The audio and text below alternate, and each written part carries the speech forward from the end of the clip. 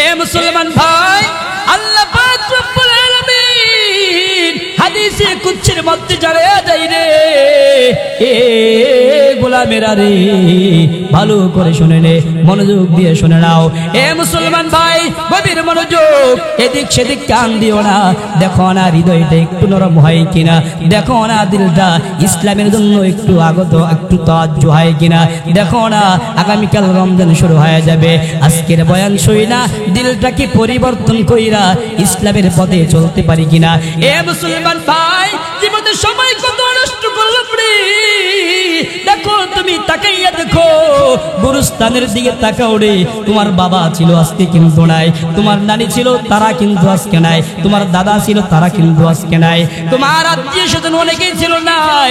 আমি বক্তা সাহেব আপনাদের সামনে বয়ান করে দিছি, আমার বাবা ছিল, আমার বাবা 2013 সালে মৃত্যুবরণ করেছে। আমার দাদা ছিল, আমার দাদি ছিল, আমার নানা নানি ছিল, তারা কেউ নাই। আমার বাপটা ছাড়া সবাই দুনিয়া থেকে চলে গেছে। এমন একটা দিন চলে আসবে রে ভাই, আপনিও থাকবেন না, আমিও থাকবো না, কোনো সন্দেহ আছে নাকি? এই জন্য বললাম ভাই, আগামীকালকে রমজান শুরু হয়ে যাবে।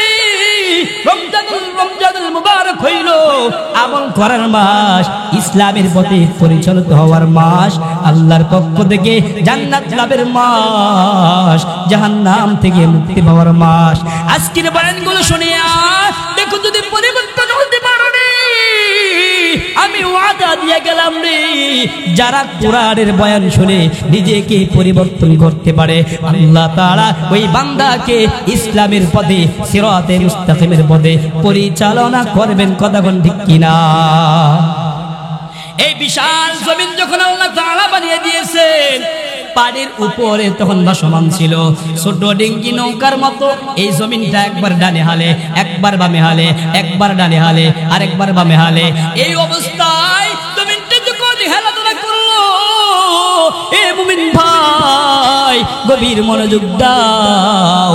আল্লাহ তাআলা তখন জমিনটাকে স্থির থাকার জন্য জায়গায় জায়গায় জায়গায় জায়গায়, পৃথিবীর জায়গায় জায়গায় পেরেক জমিন পাহাড় কে আল্লাহ তাআলা নিযুক্ত করে দিয়েছেন। যেরকম আল্লাহু আকবার।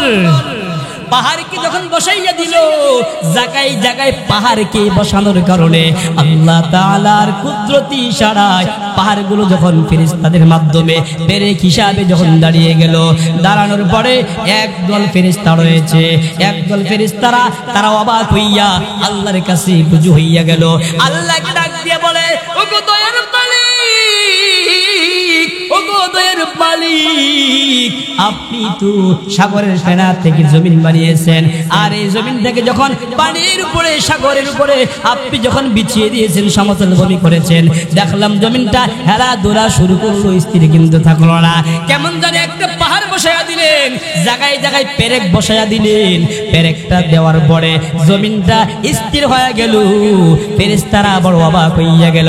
অবাক হইয়া আল্লাহর কাছে প্রশ্ন করলেন, ভাই ফেরেশতারা আল্লাহর কাছে প্রশ্ন করে জানতে চায়, ওগো মালিক, আমাদের বড় জানতে মনে চায়। আমরা দেখলাম জমিনকে বানাইলেন, আবার দেখলাম জমিনের উপর পেরেক বসায়া দিলেন, তার মানে বুঝলাম জমিনের চাইতে পেরেক পাহাড়ের ওজন হইল একেবারে সবচেয়ে বেশি। লাকাদ খালাকানাল ইনসানা ফি আহসানি তাকওয়িম।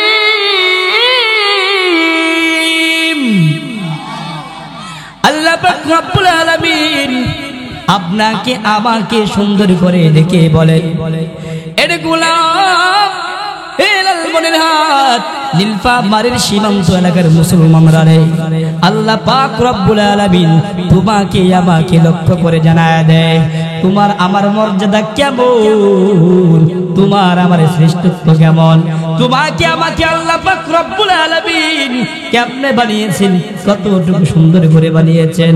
আল্লাহ তাআলা কোরআনুল কারীমের আমার এই তেলাওয়াতকৃত আয়াতের মধ্যে, আমার এই তেলাওয়াতকৃত সূরার মধ্যে শুরুতে আল্লাহ তাআলা তোমার আমার সৃষ্টি, তোমার আমাকে আমাকে যে বানাইছেন আল্লাহ, বানানোর ক্ষেত্রে কতটুকু সৌন্দর্য দিয়ে বানাইছেন, এটাকে গুরুত্ব বোঝানোর জন্য আল্লাহ তাআলা 4টা কসম খেয়ে তোমাকে আমাকে গুরুত্ব দিয়েছেন, বুঝিয়েছেন। কেমনে বুঝিয়েছেন? আল্লাহ বলেন, ওরে গোলাম, আমার গুনাহগার বান্দা রে, দুনিয়ার জমিনে তোমরা তো মুখ পাখি কি বলো, এত সুন্দর করে কে বানাইলো? আসমান দেখে তোমরা বলো, আহারে আসমানের মধ্যে কত সুন্দর সুন্দর তারকারাজি দেখা যায়, এত সুন্দর।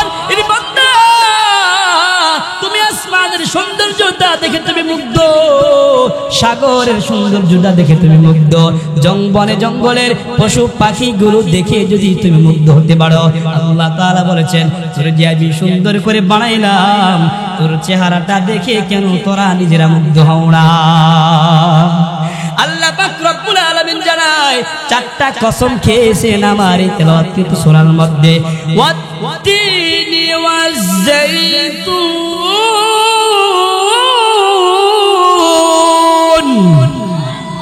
আল্লাহ পাক রব্বুল আলামিন 1 নম্বর কসম খেয়েছেন। আল্লাহ বলেন, ওরে গোলাম, তোকে আমি সুন্দর করে বানাইছি, তুমি কিন্তু এটা জানো না। এটা জানানোর জন্য 1 নম্বর কসম খাইলাম রে। তিন ফলের কসম। এ ভাই, আমাদের হিন্দুস্তান হয় না, আরব রাষ্ট্রে সৌদি আরবের মধ্যে ওই ফলটা হয়ে যায়, ওই ফলটা সারা বিশ্বে ছড়িয়ে পড়ে। ওই ফল খাওয়ার অনেক ফজিলত রয়েছে হাদিসের মধ্যে। আল্লাহ তাআলা এই 3 নামক ফলের কসম খেয়ে বুঝাইতে চেয়েছেন 1 নাম্বার। দ্বিতীয় নাম্বার বললেন ওয়াজ-জাইতুন।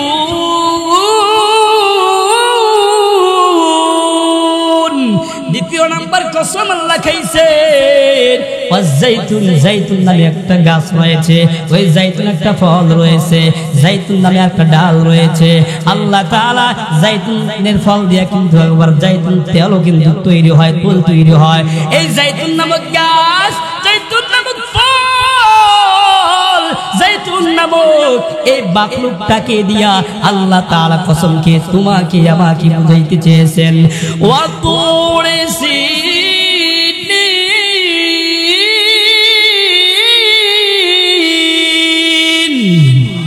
আল্লাহ পাক রব্বুল আলামিন 3য় নাম্বার কসম যেটা খেয়েছেন, আপনার আমার পয়গম্বর দুনিয়ার জমিনে আসার আগে অনেক পূর্বে পয়গম্বর মুসা আলাইহিস সালাম দুনিয়ার জমিনে আগমন করেছিলেন। পয়গম্বর মুসা আলাইহিস সালামকে যে পাহাড়ের মধ্যে আল্লাহ তাআলা ওহী দিয়েছিল, তুরে সিনা মানে তুর পাহাড়। ওই তুর পাহাড় কত বড় দাম, হাদিসের মধ্যে আল্লাহ পাক রব্বুল আলামিন অনেক সময় ফজিলত কোন না কোন ফজিলত বর্ণনা করতে যাইয়া তুর পাহাড়কে আল্লাহ তাআলার পয়গম্বর উদাহরণ দিয়েছেন।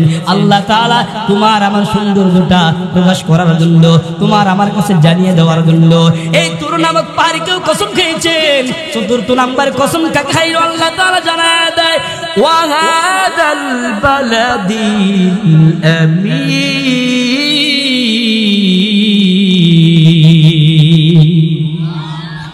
এ মুসলমান ভাই, আল্লাহ পাক রব্বুল আলামিন 4র্থ নাম্বার কসম যে দেখাইলো, আপনার আমার নবী, আপনার আমার পয়গম্বর মক্কার জমিনে এসেছেন, আপনার আমার নবী মক্কার জমিনে আগমন করেছেন। এই জন্য আল্লাহ পাক রব্বুল আলামিন মক্কা নগরীর কথা কোরআনে এনেছেন। কেমনে এনেছেন? ওয়াহাদাল বালাদিল আমিন, নিরাপদ শহর মক্কাকে আল্লাহ তাআলা নিরাপদ শহর হিসেবে ঘোষণা করেছেন। এ মুসলমান ভাই, কেমন নিরাপদ? বাস্তবেই তো নিরাপদ। হাদিসের মধ্যে পাওয়া যায়, সিহাসিত্তা কিতাবের মধ্যে আল্লাহর নবীর হাদিসগুলো মুহাদ্দিসিনে কেরামরা সুন্দর করে বর্ণনা করেছেন। কেমনে বর্ণনা করেছেন রে ভাই? দাজ্জাল দুনিয়ার জমিনে আগমন করবে। দাজ্জালের ফিতনা বড় ভয়ঙ্কর। দাজ্জালের ফিতনা থেকে বাঁচার জন্য আল্লাহর নবী সাহাবায়ে কেরামদেরকে দোয়া শিখিয়েছেন। ওই দোয়াগুলো আমরাও হাদিসে পেয়েছি। আগামী প্রজন্ম যারা আসবে তারাও কিন্তু দোয়াটা পড়বে। কেমনে দোয়া পড়বে? আল্লাহর কাছে বলবে, রে মালিক,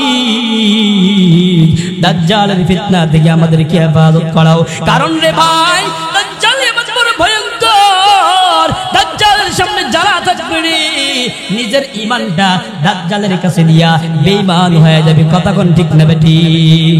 আল্লাহ তাআলা নবী পয়গম্বর বলে দিয়েছেন, ওই মক্কা শহরে কোন মানুষ যদি অবস্থান করে, যত বড় শত্রু আক্রমণ করুক না কেন রে, মক্কার জমিনে প্রবেশ করার কারণে, বাইতুল্লাহর ভিতরে প্রবেশ করার কারণে আল্লাহ তাআলা শত্রু থেকে ওই বান্দা বান্দিকে আল্লাহ তাআলা নিরাপদ রেখে দিবে। এই কথাটাই তো আল্লাহ তাআলা ৪র্থ নাম্বার কসম খেয়েছেন, ওয়াহাদাল বালাদিল আমিন।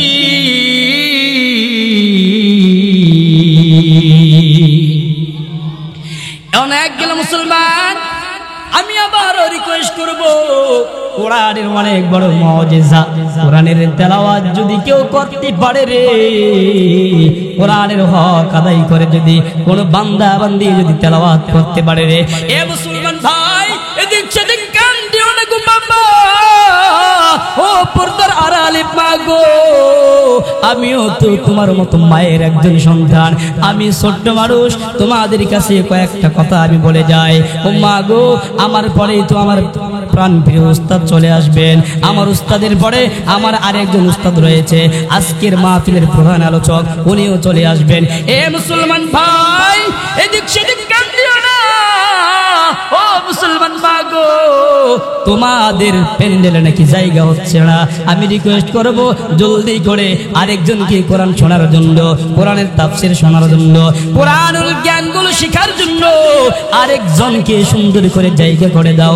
ও মা গো, ও আমার সামনে বসা বাবাজিরা গো, আল্লাহ পাক রব্বুল আলামিন কোরআনুল কারীমের আয়াতের মধ্যে ৪র্থ নম্বর কসম খেয়েছেন, ওয়াগাদাল বালাদিল আমিন।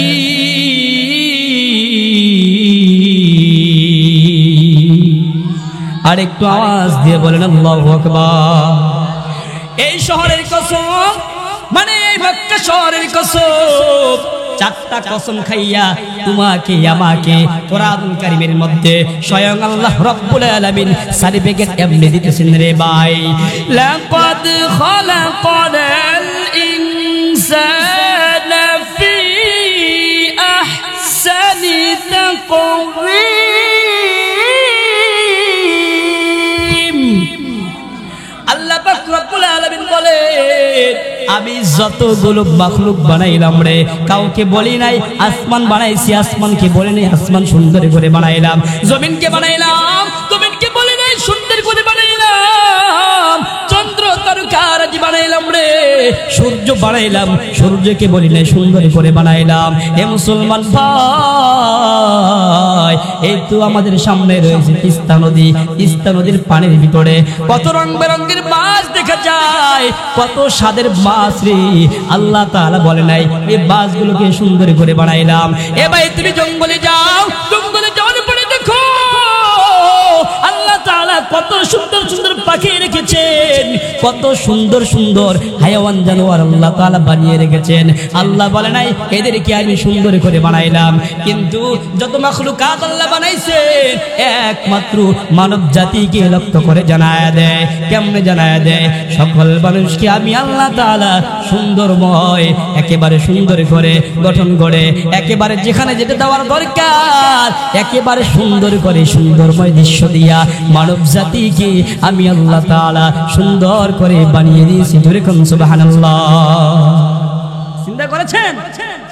পরিচয় নিয়ে যান, যত মাখলুক আছে সবচাইতে শ্রেষ্ঠ, মানে শ্রেষ্ঠের কথাটা অন্য আয়াতে বলছে, মানে সবচাইতে সুন্দর মাখলুক যত মাখলুক আছে বলেন তো কে? আপনি, আপনি, আমি। কিন্তু আমরা কি এই সৌন্দর্য যে আল্লাহ তাআলা বলেছেন আমাদেরকে, শুকর আদায় কি আমরা করি? করি কি? না না ভাই, এই শুকরের বিষয় নিয়ে যদি আমি গুনাহগার আলোচনা করতে চাই মিনিমাম 2 থেকে 3 ঘন্টা লাগবে, এর বড় শেষ করা যাবে না। যদি আমি চাই 6 ঘন্টা আলোচনা করতে পারবো, শুকরের বিষয় নিয়ে শেষ হবে না। যদি আমি চাই সারা রাত বয়ান করব, তবুও শেষ হবে না। তবে শুধু একটা উদাহরণ দিয়ে জানায় দেই, এ মুসলমান ভাই, শুকর আদায় করে শেষ করে যাবে না। আল্লাহ তাআলা কোরআনুল কারীমের মধ্যে বলেন, ওদেরকে যে সুন্দর করে বানাইলাম রে, এই সৌন্দর্যটার জন্য তোরা কি তাসবিহ জপবি, রাত্র দিন মিলে তাসবিহ আদায় করবি। তাসবিহ জপবি কেমনে জপবি? ওয়াসাব্বিহুহু বুকরাতাও ওয়া আসীলা।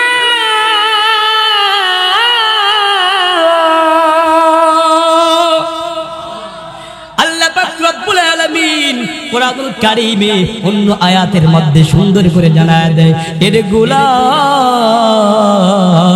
এত সুন্দর করে বানাইলাম, তাসবিহ তো জপো না, আমি আল্লাহর বরত্ব আদায় করো না, তবে তোদেরকে নির্দেশ দিয়ে দিলাম রে, যখন তুই ঘুম থেকে উঠবি রে, আবার যখন সন্ধ্যা যখন হয়ে যাবে, যখন সূর্য উদ্দিন হয়ে যাবে, সূর্য যখন আবার ডুবে যাবে, অর্থাৎ সকাল সন্ধ্যা সবাই করে নিয়া আমি আল্লাহ তাআলার তাসবিহ তোরা বরত্ব বর্ণনা করবি।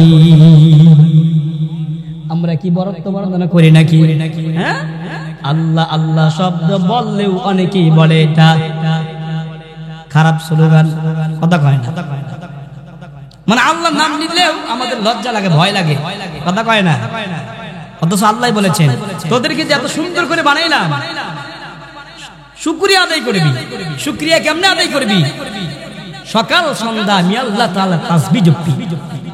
মহিলা প্যান্ডেল থেকে বারবার আওয়াজ আসতেছে এবং বলা হচ্ছে মহিলা প্যান্ডেলে নাকি জায়গা হচ্ছে না। আমি ছোট মানুষ, আপনাদের সন্তান, আমি আপনাদেরকে আবারও রিকোয়েস্ট করছি, আপনারা চেপে চেপে করে অন্য মা বোনদেরকে বসার সুযোগ করে দেন বলি।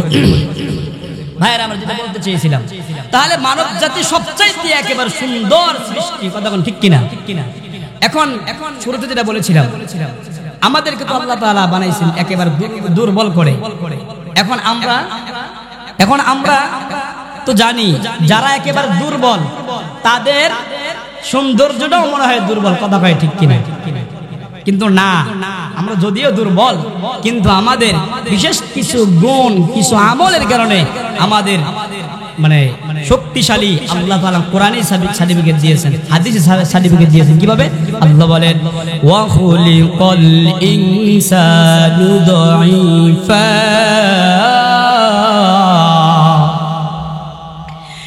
ওয়া খুলিকাল ইনসানু দাঈফা।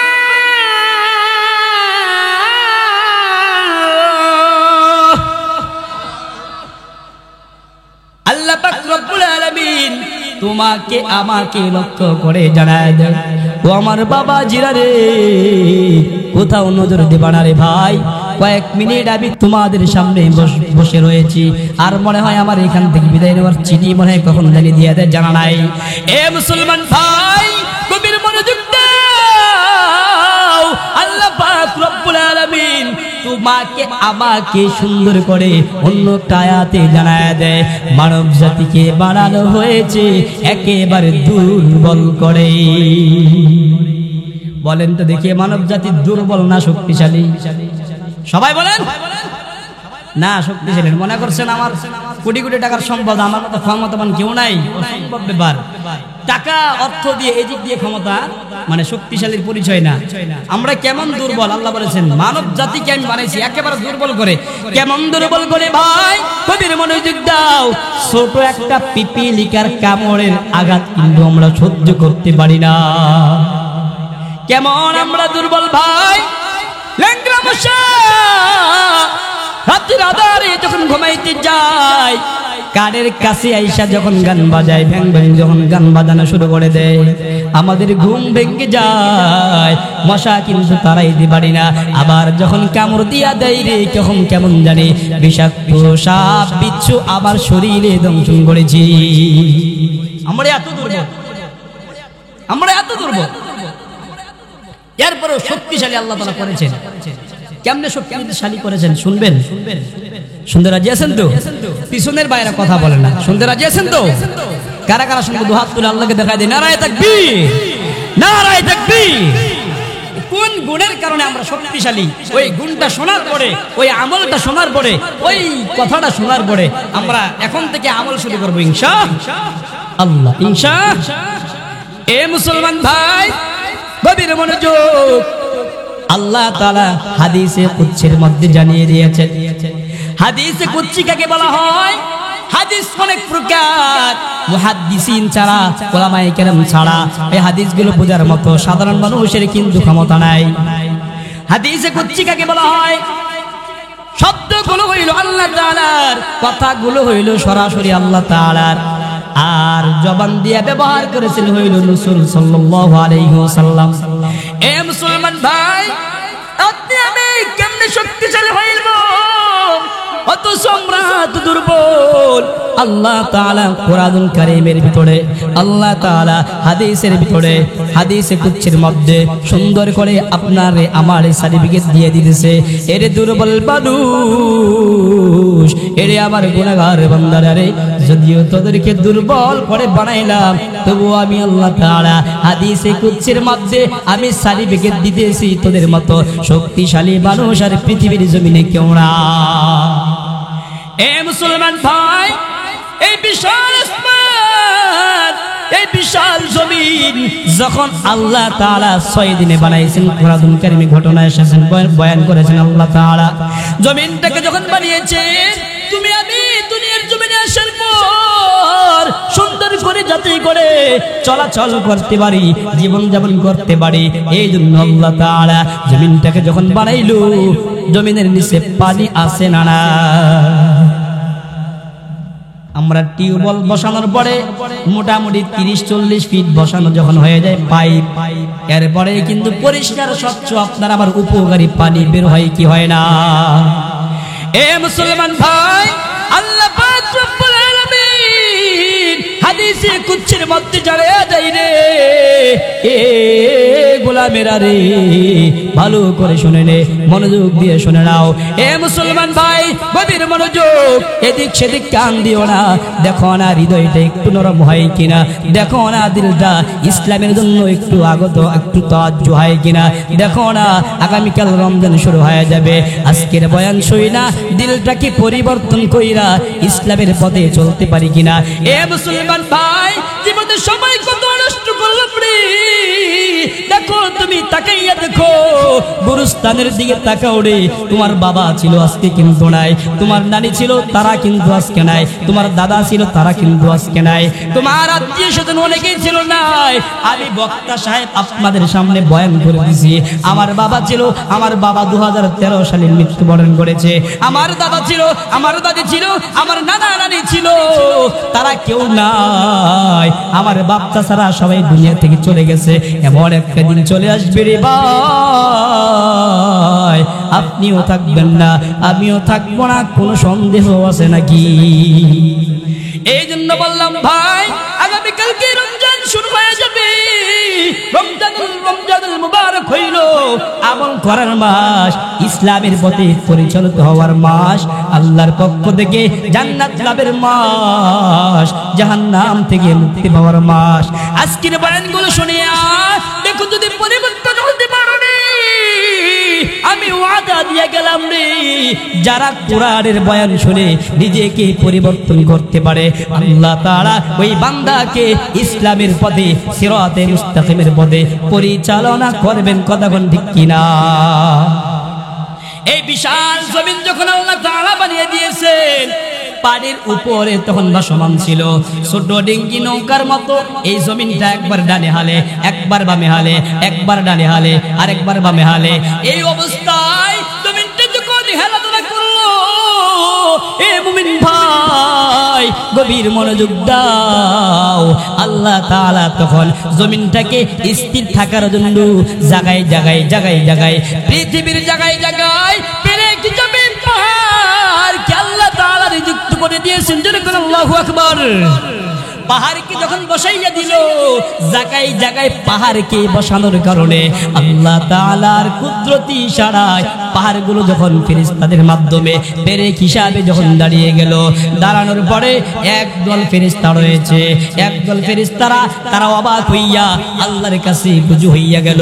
আল্লাহকে ডাক দিয়ে বলে, ওগো দয়ার মালিক, ওগো দয়ার মালিক, আপনি তো সাগরের ফেনা থেকে জমিন বানিয়েছেন, আর এই জমিন থেকে যখন পানির উপরে সাগরের উপরে আপনি যখন বিছিয়ে দিয়েছেন, সমতল ভূমি করেছেন, দেখলাম জমিনটা হেলা দোলা শুরু করলো, স্থির কিন্তু থাকলো না।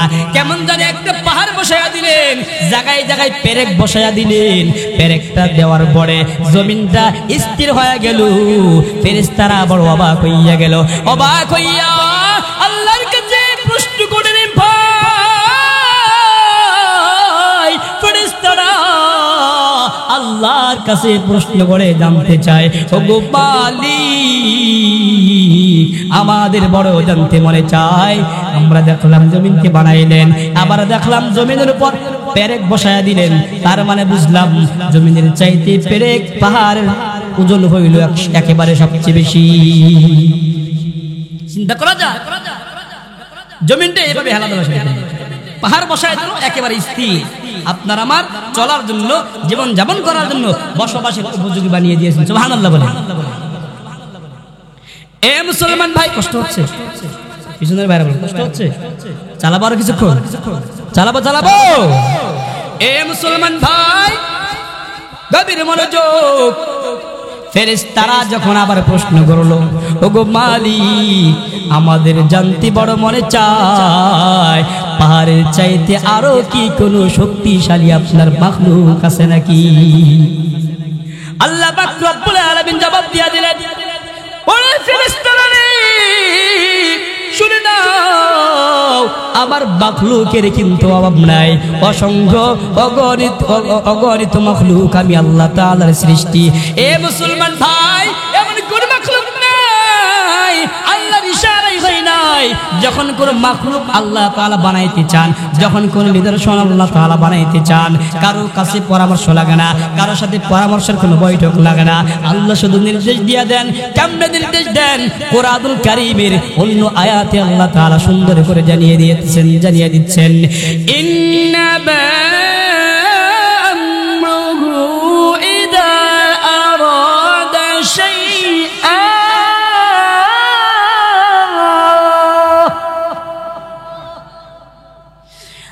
আন ইয়াকুলা লাহু কুন ফায়াকুন।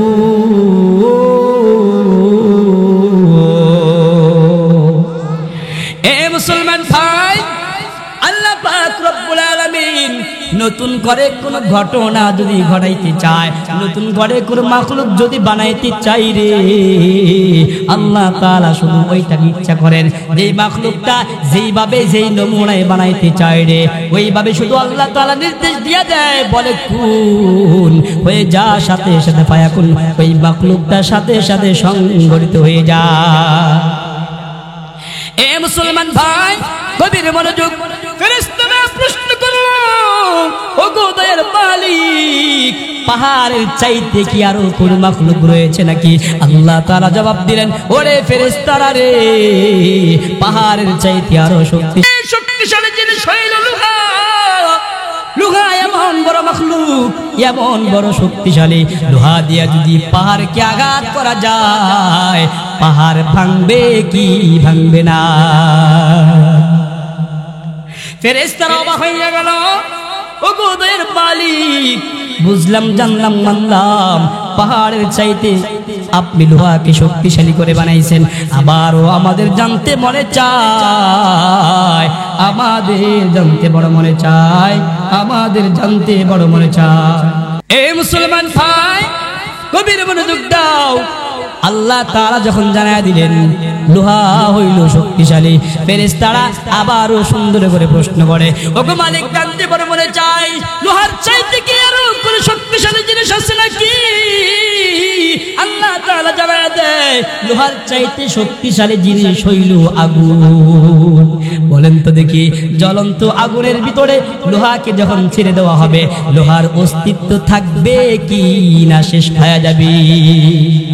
ফেরেশতারা আরো অবাক হইয়া গেল, ওগো মালিক আমাদের জানতে বড় মনে চায় আগুনের চাইতে আরো শক্তিশালী জিনিস আছে নাকি আপনার? আল্লাহ তাআলা জানায় দিলেন অবশ্যই রয়েছে। আগুনের চাইতে শক্তিশালী জিনিস হইল পানি।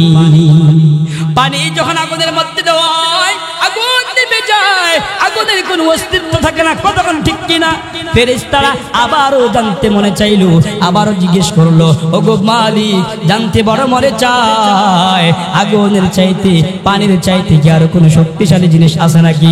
আল্লাহ তাআলা জানায় দিলেন, হাদিসে কুদসির মধ্যে জানায় দিলেন পানির চাইতে শক্তিশালী জিনিস হইল বাতাস। বাতাস যে দিক দিয়ে আসে পানি কি তার উল্টা সাইডে নেই কি নাই না? এ মুসলমান ভাই, ফেরেশতারা অবাক হয়ে গেল, হায়রে কেমন মাখলুক আল্লাহ তুমি বানাইলা, জানতে বড় মনে চাই গে এই বাতাসের চাইতে আরো কি কোনো মাখলুক আছে নাকি? এই যে এরপর যে মাখলুকটা এটা যখন বলবো সাথে সাথে আল্লাহু আকবারের ধ্বনি দিতে হবে। পারবেন তো ইনশাআল্লাহ? হ্যাঁ, দেখি কে কে রেডি আছে, তো হাত তুলে আপনাকে দেখায় দেই। নারায়ে তাকবীর। এই যে এই মাখলুক যেটা বলবো যে বাতাসের চাইতে যে মাখলুকের শক্তিশালী আল্লাহ তাআলা দিয়েছেন, আল্লাহ তাআলার কাছে প্রশ্ন করলো ও কত এর মালিক, নারায়ে তাকবীর, নারায়ে তাকবীর।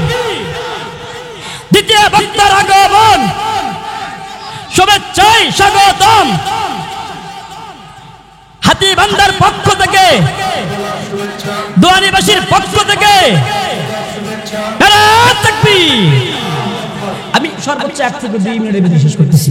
এ মুসলমান ভাই, আল্লাহ তাআলার কাছে আবার যখন জানতে চাইলো আল্লাহ তাআলা জানায় দিলেন ভাই বাতাসের চাইতে সবচাইতে শক্তিশালী জিনিস হইল বনি আদম সন্তান। আল্লাহু আকবার। কেন বনি আদম সন্তান শক্তিশালী? ভাই কোরআনে বলেছেন বনি আদমকে আল্লাহ তাআলা দুর্বল করে বানাইছে।